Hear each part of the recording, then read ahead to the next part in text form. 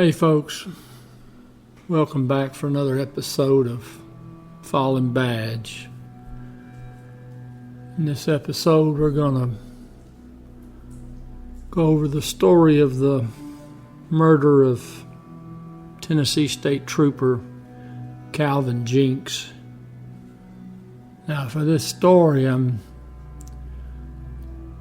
going to use predominantly the information provided by Tennessee Appellate Court. So the information should be factual. Trooper Jenks was 24 years of age. He had 2 years and 8 months on the job.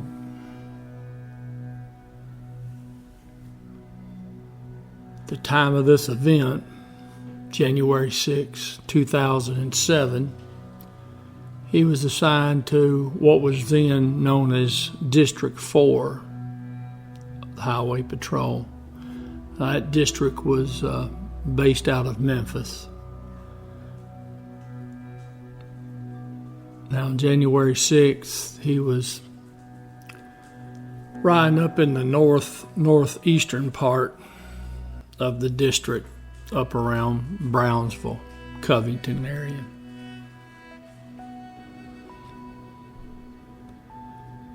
Now down in Austin, Texas, there was a 19-year-old named Orlando Garcia.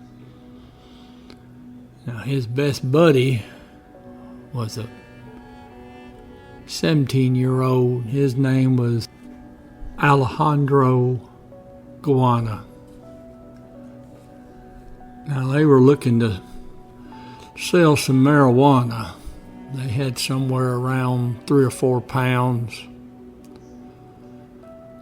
So Guana, he was able to get them a car, a silver Toyota Corolla. And they went on this road trip up towards Memphis. Now they're both armed. Now Garcia's got a .357 Magnum revolver. Guana's got a .22 caliber revolver. Now allegedly, according to Garcia, in his statement to the police, which, as I've told you before, a lot of times defendants' statements are self-serving. And in Garcia's statement, he allegedly asked Guana, he says, okay, what are we going to do? We run into somebody and, there has to be gunplay. Well, his little juvenile buddy said somebody attempted to rob him. Said we can't be afraid to pull the trigger. And he further stated that if we get stopped by the police, we might have to do him. Now that's Garcia's statement. So the two, they arrive in the Memphis area and they hook up with this female who lives in Millington, which Millington's a little town just north of Memphis on Highway 51. Now this girl supposedly is buddies with one of the two defendants. So she's wanting to ride back towards Austin. So she's going to hook a ride up with them. She thinks they're going to go back. Well, they don't right then. They, of course, they want to sell their dope. So they're going all over Memphis trying to sell the dope. And they don't have any luck. And then they decide their master plan, they're going to head up to Nashville. Well, Nashville's about 3 hours east up I-40. So they're going to head up that way. So this female and the two defendants, they head up towards Nashville. And they check into a hotel up there. Now they spend the next few days driving around Nashville trying to sell this dope. And they're not having much luck. They do find an occasional buyer for a little bit here and there, but it ain't enough money. They ain't moving enough of their dope. Now, after being up there at those few days, they are so desperate for money now that Guana's, he's talking about robbing a pawn shop or something because he doesn't want to go back home without any money in his pocket.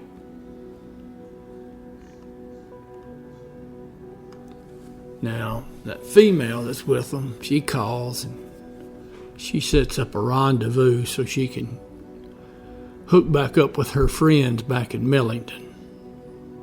So now they've decided they're going to head back to Millington. And they're going to meet at the Jetway Market there on Navy Road, Millington. So the three of them, they arrive there at the little market.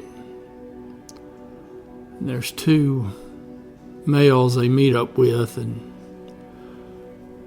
they're talking to them about the marijuana. And these two locals from Millington say they'll buy some of the dope. And they exchange phone numbers, decide they'll get together later, make a transaction.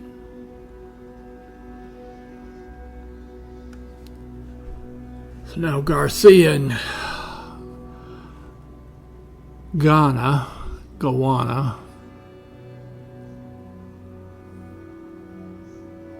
they head out and they're head back towards Brownsville. I don't know what business they have up in Brownsville, but that's where they're wanting to go. Well, of course, they get lost. And they have to stop a few times, ask for directions. Well, they continue to get lost because they're idiots. They end up on Highway 14, which Highway 14, as you get into, if you're coming into Memphis, that's Austin P. Highway. Anyways, they're on Highway 14 way up there in Tipton County. Garcia's driving. Guana, he's a passenger. He's armed with a .22. Now Garcia's speeding. Now Trooper Jenks, who's coming the other direction, he pops him with the radar. He turns around and gets in behind him, puts the blues on him. Now at first, the two defendants are thinking about just trying to outrun the trooper because they didn't want to stop with the dope and the guns in the car. To make matters worse, Garcia's lost his driver's license, so he's going to get popped either way. Now, during this exchange, according to Garcia, he told Guana that, well, let's just see what happens. So they pull over eastbound 14, not too far from the intersection with Highway 54. So they're not too far away from Brownsville. Now Trooper Jenks walks up to the car, speaks to Garcia, then he asks Garcia to step out of the car. Now Garcia, he gets out of the car, walks back, and he's talking to the trooper in between the cars. Now, Jenks said he can smell marijuana. And he wants to know if there's any drugs or weapons in the car. First, Garcia denies it, and then he says that, yeah, there's a blunt in the center console. Trooper Jenks, he walks up to the driver's side, and he leans in the driver's side door, and when he does, Guana shoots him twice in the head. Trooper falls. Guana's yelling at Garcia to get him out, because the trooper is laying in the car, half laying in the car. So Garcia drags the trooper's body out, dumps it on the road. The two defendants, they speed off and head to Brownsville. Now, Trooper Jenks, he had an in-car camera, so it has recorded all of this. Now, I don't know, 45 minutes later or so, a fella who'd been out coon hunting, he's driving down 14 and he sees Trooper Jenks' body laying in the roadway. And he calls 911. So now while that fella's calling 911, Garcia and Guana, they're heading up the road. They get into Brownsville. They go to a Walmart there. Video surveillance of the parking lot catches them parking. And then shows Guana going into the store.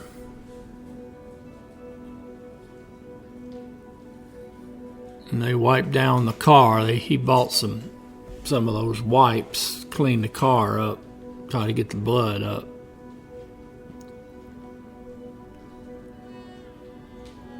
Now they throw away 2 empty shell casings and Trooper Jenks' flashlight are in a trash can. Then Garcia, he goes in the store and he purchases a shirt, a Superman logoed t-shirt.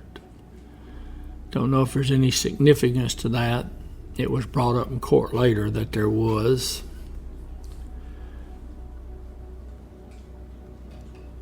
Oh, he changes, puts on that new shirt in the restroom and gets rid of the bloodstained shirt that he was wearing in the trash can. And then Guana goes into the store and he gets some clothes. The video out in the parking lot catches them leaving the store, getting in the car, and leaving the parking lot. Now they head to some section of Brownsville. The appellate court used the term the projects, which is a term that Garcia used in his statement. Guana may have used the same vernacular, but I don't have a copy of Guana's statement. So now they call and they get a ride from those two yahoos from Millington that they were going to sell the dope to. So they come to Brownsville and they cut a deal. They're going to lower the price on the dope. They'll just give them a ride. So they give them a ride. They take them to Nashville. And they go back to the motel there in Nashville and get dropped off. So they give the two locals from Millington some of the dope. And the two guys leave, and they're going to head back to Millington from Nashville. Now, the two losers from Millington, on their trip back to Memphis, of course, they get stopped by the police. Now, during the stop, the officers there recover the marijuana, and they arrest these two guys. And while they're there, when they first learn that the trooper's been shot and killed on Highway 14. So these two guys, even though they're not very intelligent, they are intelligent enough to start talking, because it's better to be a witness to a homicide than a defendant to a homicide. So they tell the police and TBI who the two guys are they think probably did it and where they're at. Now, Garcia and Guana, they go over to a local fast food place and they get them something to eat. While they're over there, they get rid of the guns in the dumpster behind this Wendy's restaurant. And they go back to the hotel. Well, lo and behold, TBI and Nashville police snatch them up at the hotel room. Now they get statements, especially from Garcia, because Garcia's talking 90 to nothing, because he knows, or at least according to him, he's not the trigger man, so of course he doesn't want to get the needle. So he tells them what they did with the guns. They locate the guns. They get some of the dope that's still left. They even find some crack cocaine. So they recover the guns from the dumpster. They go back up to Brownsville. They locate the car. Now, they check the .22, and that's shown to be the murder weapon that killed Trooper Jenks. They get the car, check it, find blood in the car, and it's Trooper Jenks' blood.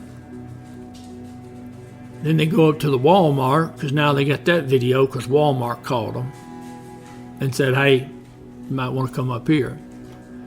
So they go up there and they get bloodstained paperwork, clothing, Trooper Jenks' flashlight. Now they got a really good case. Now on Guana, jury found him guilty, but they deadlocked on a sentence. So under Tennessee law, the judge had to go with life in prison. They had a choice between life in prison and life no parole, because Guana's was a juvenile at the time. So he gets what's in effect 51 years. That's how long he has to stay in before he's eligible for parole. Now Garcia, he gets a facilitation of first-degree murder, and he gets a possession of controlled substance, the marijuana.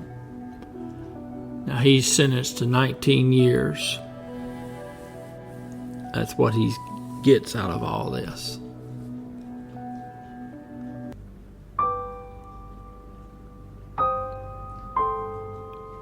Trooper Calvin Wayne Jenks. End of watch, January 6, 2007.